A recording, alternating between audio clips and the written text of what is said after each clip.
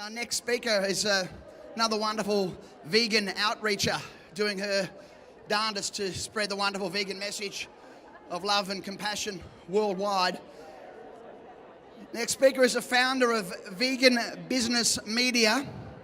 She's the host of the Vegan Media podcast. She's the author of Vegan Ventures, How to Start and Grow an Ethical Business. She's an award-winning journalist. Today she will talk about how businesses are making veganism mainstream. So please, with all of your heart, can we have a warm welcome for the wonderful Katrina Fox. Thank you. Okay, so welcome everybody. So as Jason mentioned, I'm going to be talking about vegans in the spotlight, how businesses are making veganism mainstream. As Jason mentioned, I'm the author of Vegan Ventures, Start and Grow an Ethical Business, which is the first and only book of its kind on how to start and grow a business of any kind run on ethical vegan principles. The foreword was written by the amazing Philip Wallen, who I'm sure most of you heard speak earlier today, and it features insights from 65 vegan business owners from across the globe who are very kind and generous in sharing their expertise, their challenges, and how they overcome them, because we all want vegan business owners to succeed. We want vegan-run businesses to become the norm. Every week I also interview on my podcast Vegan Business Talk, which is completely free. It's on iTunes and other places. I interview vegan business owners from across the globe, and again, they're very, very generous in sharing their insights to make this movement, this vegan business movement, even bigger. So in 2011, the British Journal of Sociology published a study of what it called vegophobia. And it made this study of magazines and newspapers in the UK in 2007. And it studied how veganism or vegans were referred to in the UK media in 2007. My friend and fellow journalist Tiffany Luana wrote an article for the Scavenger online magazine, and basically the summary of that study was that vegans were seen as cookie, tree-hugging, kind of health freaks or hysterical, misinformed cult members. So this is how vegans were perceived around about just under 10 years ago. We were a really bizarre, crazy bunch that should be avoided at all costs. Fast forward to 2014, and the New York magazine, mainstream media, The Independent in the UK, are saying, is this the year that vegans go mainstream? How did that happen? In a space of a short, well, pretty much a decade, that was suddenly turned around.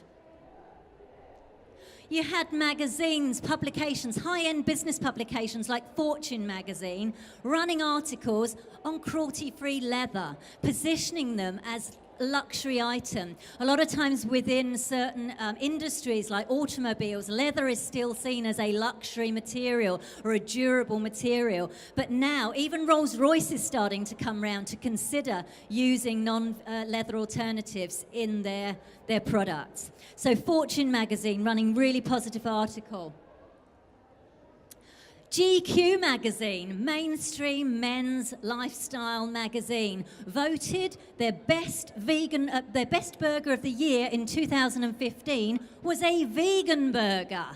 It was the Superiority Burger in New York. This is a men's magazine. This is pretty cool bananas, or pretty cool burgers in this case.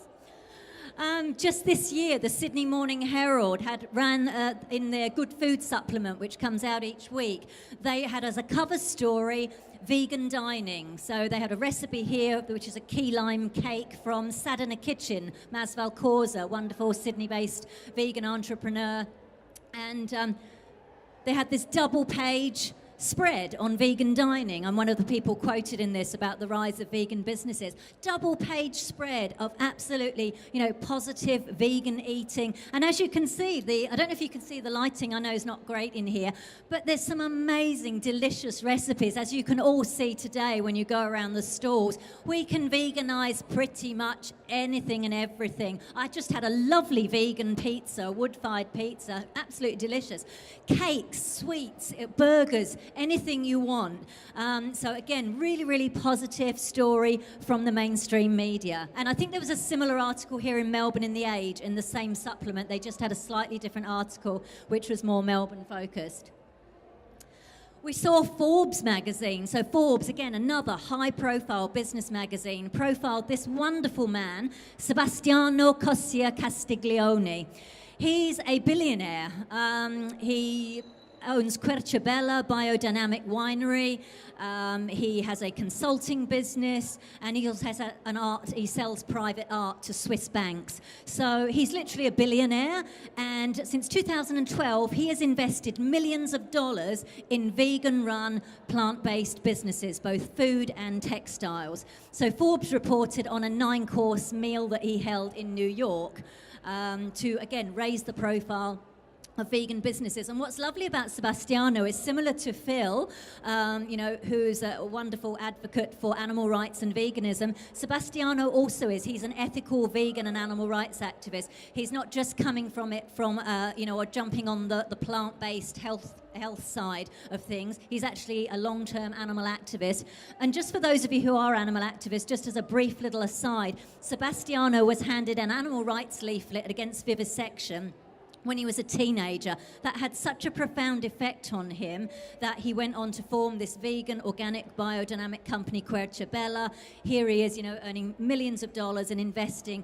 And that was as a result of someone, an animal activist, such as many of us here, getting out there on the streets and handing him a leaflet. So I just wanted to let you know that, because I think we can be inspired by that. You never know whose life you're going to impact and what they will then go on to do things that are good for people, animals and planet. So in the US, we've seen just this year two brand new organizations formed. One's called the Good Food Institute, the other's called the Plant-Based Foods Association.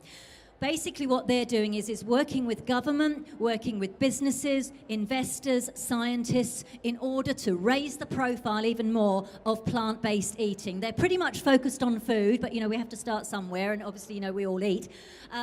So they're doing some amazing work, and really, like for the Plant-Based Foods Association, for example, one of their members is Elizabeth Kucinich, who's the wife of a vegan senator in the US. So she sits in Washington.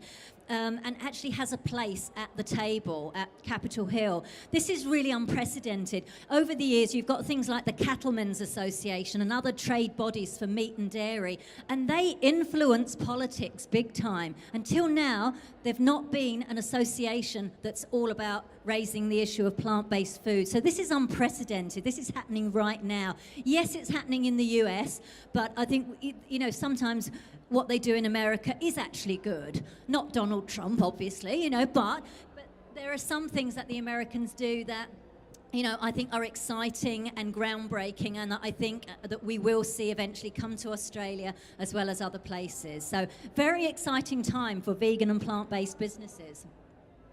So what changed between that time, between the 10 years that we were, these weirdo cult members, to suddenly being really perceived as cool, vibrant trendsetters? I never thought I would see that in my lifetime. I went vegan 20 years ago, and I've never considered myself to be cool and trendy. I still love disco music, and I don't follow fashion. So to suddenly be in vogue, it's like, woo, cool, go vegans.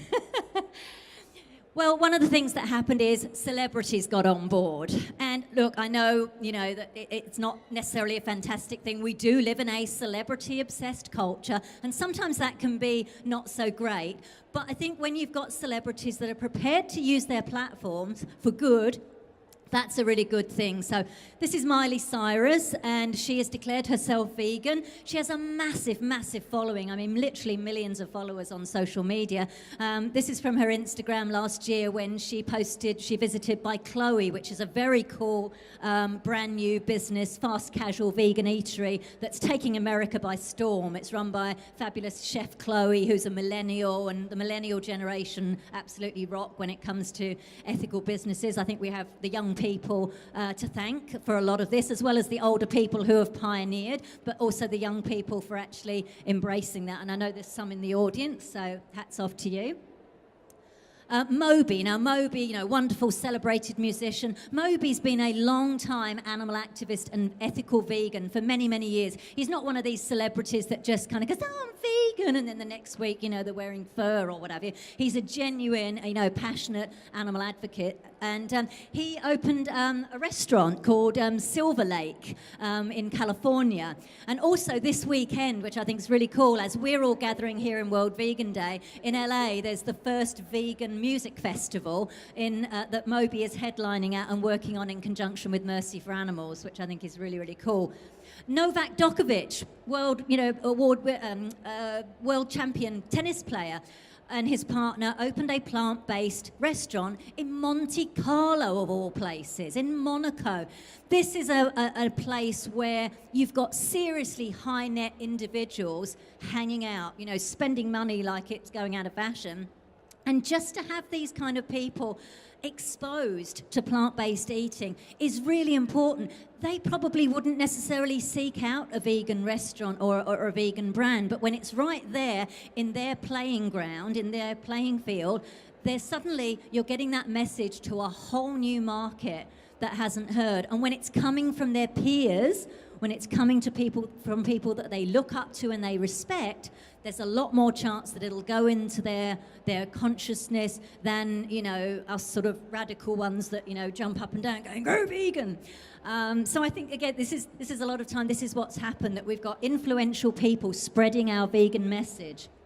We've got Leonardo DiCaprio produced Cowspiracy, groundbreaking film, environmental film, very entertaining, available on Netflix. Again, reaching so many people that otherwise wouldn't necessarily be open to hearing about a vegan message. And Leonardo's not yet vegan, but, you know, he's coming along in that right direction. So, and, you know, again, incredibly influential. Businesses are instrumental in changing how veganism is perceived. And as I said in my last talk when I was here last year launching the book Vegan Ventures, running a business on ethical vegan principles, as well as the fair trade and being as sustainable as possible, it is a form of activism. We haven't got activists over here and businesses over here, and never the two shall meet. I think when you make that decision to run your business on ethical vegan principles, that is a form of activism, and it should be applauded, and as much as we can to support those businesses. If you can't afford to buy their products because they have to be more expensive, unfortunately, because the meat and dairy and animal products industry is subsidized, tell your friends and family, support them that way, share their social media posts. I can see Justin and Gavin are in the audience, who run Vegan Style, wonderful ethical footwear company on Brunswick Street, and they've got a store here as well. They go above and aboard, you know, to get brands that are truly ethical when it comes to people, animals and planet. So I really think it's important for us to acknowledge that and support them as much as we can, because they are making a difference. The easier we make it for people to go vegan, the more likely they will. Sure, there's going to be the activists among us who will do it no matter what. You know, when I went vegan in 1996 in London in the UK, there were two brands of soy. There was one brand of soya milk. It came sweetened with apple juice or not sweetened. That was it. Now you can see we've got a massive, massive range of brands. So the easier, and the majority of people will want to make it as easy and as accessible as possible. And I really think that's how businesses are making such a difference in making veganism mainstream. Eric Schmidt, who's the chair of Google's parent company, Alphabet, he said this year that he named top 10 tech trends, and plant-based foods was number one. It was the number one, not just one of, the number one trend for 2016. That is pretty major. We should be excited about that. Ravi De Rossi, another wonderful entrepreneur. He owns 15 restaurants in New York. He is committed to veganizing every single one of them. He's already done 2. Mother of Pearl, which was a tiki bar. He veganized that last year. And apparently, I read literally a couple of weeks ago, sales have doubled since it went vegan. Pretty cool. He's recently just veganized a second one, Ladybird, and as I say, he's committed to veganizing all of them. Again, he's not doing it solely for the health-based or the trendy aspect of it. He got a conscience. He's another entrepreneur with a conscience, said he can no longer run these businesses that doesn't fit in with his ethics. So, again, really exciting stuff. Bill Gates invests in Beyond Meat and some other vegan companies, plant-based alternatives. You know, we're catching the eye of these people in a way that we haven't done before. Years ago, you know, people like Bill Gates wouldn't have considered, you know, kind of plant-based tech or vegan alternatives. But, you know, even he can see the future. And yes, I know he also invests in, you know, he's hedging his bets and he invests in GM as well. And so, you know, we want to get him off that. But, you know, he's still making a difference by investing in vegan companies. General Mills, so they're a big consumer goods company in the US. They've got an investment arm, and just this year, again, they've committed to investing in plant-based foods, plant-based eating. They can see the future. Another development again this year, so White Wave is a company that owned a lot of vegan brands. Some of you might recognize them, like Alpro, for example. And what happened this year was that Danone, an even bigger company, bought out White Waves. So again, we're seeing this trend of these massive, big companies seeing the future and buying out these vegan brands. I mentioned the Plant-Based Foods Association earlier. They recently, just 2-3 weeks ago, released a report that showed, they did an economic analysis, and they showed that the plant-based foods industry contributes $13.7 billion to the US economy. That's pretty cool, pretty amazing. They did a whole analysis around, you know, the amount of taxes that people pay. And what was really nice as well is that they showed that the plant-based industry actually pays higher wages to employees than in the meat-based alternatives. Just recently, a coalition of investors who handle $1.25 trillion worth of assets, they wrote a letter to, it was part of the Farm Animal Investment Risk and Return Initiative. They called upon 16 large food companies to start focusing on plant-based proteins, particularly for environmental reasons. And just a week later, Tyson announced that it bought a 5% stake in Beyond Meat, which is a vegan company. It's been a bit controversial, I know, with animal rights movement, and that's a discussion for another time. But just to note that one of, if not the world's largest meat producers has invested in plant-based alternatives. Very, very significant, very significant. So we'll be watching and looking at this. This is really groundbreaking stuff. I mean, never before has this kind of thing happened. David Chang, who's a well-known chef in New York, runs the Momofuku chain. He posted on his Instagram earlier this year, today I tasted the future and it was vegan. So this is the Impossible Burger, which bleeds. So you bite into it and it actually bleeds. It's completely plant-based. I think it drips beet juice or something. And he's actually, you know, not only been positive about it, he just recently has added it to his menu in his New York restaurants. So again, you know, fantastic change happening here. As I mentioned earlier, we have got decades of negative vegan stereotypes to overcome. Recently, there was a debate in Sydney. Philip Wallen was part of it. It was a debate by the IQ2 team, and the debate was, should animals be off the menu? And obviously Phil and some other people said, well, yes, of course. On the other side was an ethicist called Leslie Cannell, and Leslie argued against it, and she actually said, look, most people won't go vegan. Well, that's debatable, but what I think is, and I hope you can see this. This is basically an array of absolutely mouth-wateringly delicious dishes. If people know that they can still eat this, gone too far. If they know that they can still wear cool, stylish, funky, affordable, durable fashion shoe wear, then they are more likely to. Why wouldn't they? I kind of think that all things considered in terms of quality and cost and accessibility, why wouldn't people choose the cruelty-free alternative, or the alternative that is better for them, better for animals, and better for the environment? Now, I mentioned earlier about the cost of some vegan products and ethical products end up being more expensive, which I think is pretty outrageous, that things that are good for you, good for the planet and good for animals are subsidised by governments and are cheaper, whereas, I want to get to a stage where ethical should be more cheaper, accessible and affordable.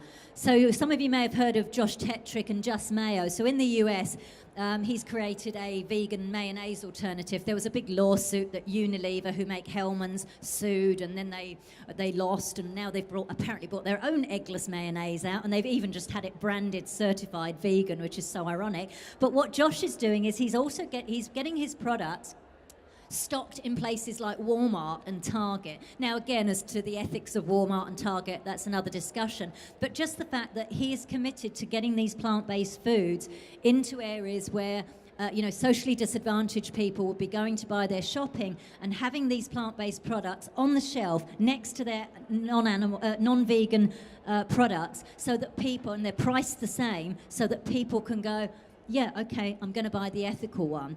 So that's pretty groundbreaking. We are at the dawn of a new era. It's really quite exciting. I know sometimes as vegans and as animal activists, it can be easy to be disheartened when, we constantly hear on social media about, yet more cruelty that's happening to animals. But at the same time, we are making progress. And I do think that vegan businesses are making a difference. So if you're here today and you're sitting in the audience, if you're running a vegan business, kudos to you. Keep doing it, because we love you. And if you're thinking of, or you're inspired to start your own vegan business of any kind, even if you can't financially do it right now, but you're in a job, but you're kind of, those seeds are being going around in your mind, or you're feeling inspired to, I really hope that you will be inspired by this revolution that's happening, this vegan, this plant-based revolution in regards to business that is happening. I encourage you to come along to my stall, come and have a chat with me, get the book Vegan Ventures. I say it's got insights from those 65 vegan business owners who have taken their time and been really generous in sharing their expertise. Come and grab a copy, listen to the podcast. The podcast is completely free. Come and have a chat with me and say hello. But if you've got something there, something in your heart and your soul is saying to you, yeah, I do, I want to explore this, listen to it. Do what you can right now to start that journey, because it really is worth it, and you really will change the world. Thank you. If anyone, I watched a YouTube thing recently of some of Katrina's work with the amazing Philip Wallen, and I shared it with everybody, the wonderful outreaching work about vegan ethical businesses, and if you didn't do it for any other reason bar profits, why wouldn't you do it? But there's also another million good reasons. So we thought we might like to throw to a Q&A if anyone has any questions for Katrina, if she's happy to. I'm sure she's happy to answer them. So we're an Irish bar, in fact two, and as you're probably well aware, the Irish community is very much meat and veg and potatoes.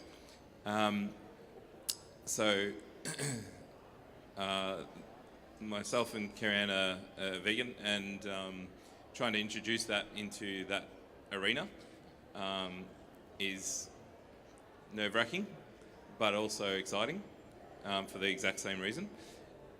So we just want to know how do we sort of, I guess, keep that hope up when we're fighting a hundreds of year tradition out of Ireland, I guess. I get it. And look, huge kudos to you for going down that route. And like I say, some of the business owners that have gone before you that have been running regular type businesses, and then they've decided, because of their, conscience, they want to do what they can to be as ethical as possible. So kudos to you for going down that route. There's a couple of things, and I hear that you're running an Irish pub, and I get where you're coming from. I used to do comedy open mics in Irish pub and what have you, and I know it's kind of full on. But I think be inspired by the fact that, say, for example, I mentioned that GQ magazine, which is the men's magazine, voted a vegan burger as, the best burger of the year. So I don't know if there's some ways that you can kind of incorporate that, have it, whether it's having a poster or what have you, or, simply putting these things on the menu.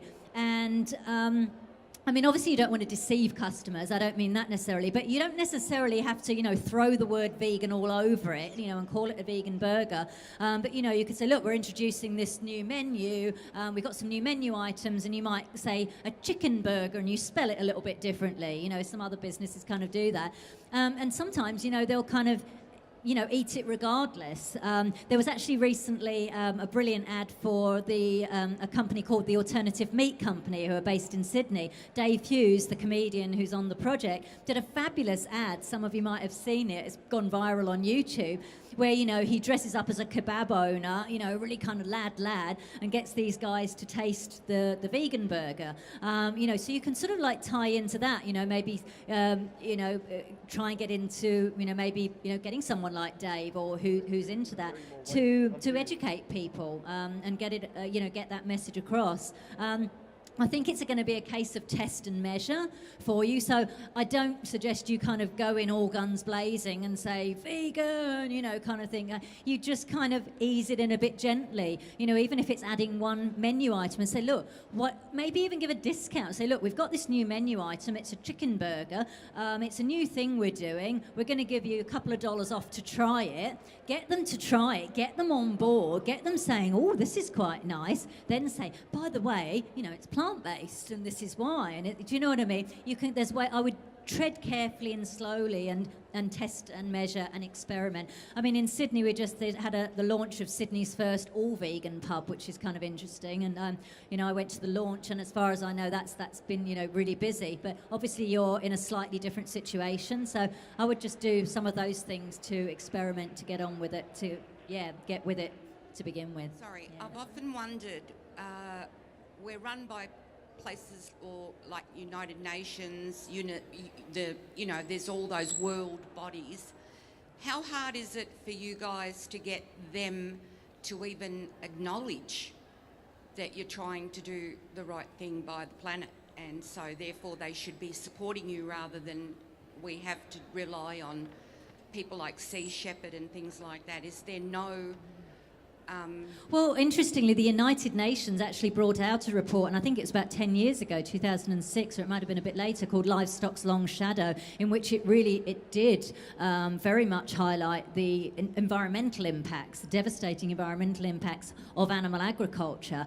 I think with some of the bodies that I've mentioned, like the Good Food Institute and the Plant-Based Food Association, I think that once they start having the ear of governments and the economic, I think that's the really important thing, because you can go at people with the ethics of something, which obviously we want to continue to do as activists, but if we can bring in economics as well and show an economic benefit, then I think that's when we'll get some serious buy-in from bodies and organisations like that. Yeah, that's a great question.